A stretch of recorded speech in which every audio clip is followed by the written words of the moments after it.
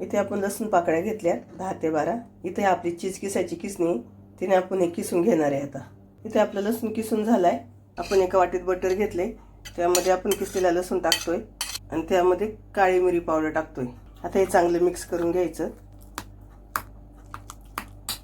इथं आपलं बटर आणि लसणाची पेस्ट तयार झाली आहे. ते आपण साईडला ठेवूया. ब्रेड घेतलाय, त्यावर लावून घेऊया हे बटर. सगळ्या बाजूने बटर लावून घ्यायचंय.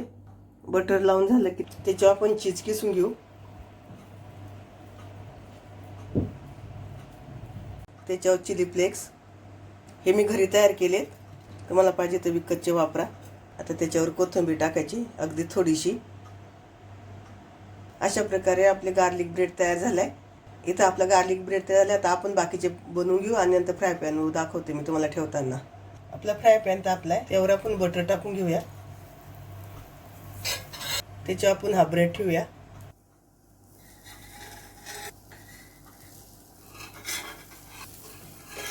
इथे गॅस बारीक करणार आहे आपण. आता त्याच्यावर आपण झाकण ठेवून घेणार आहे. इथे आपण झाकण काढून बघूया. बघा किती छान झालेत आपले तयार.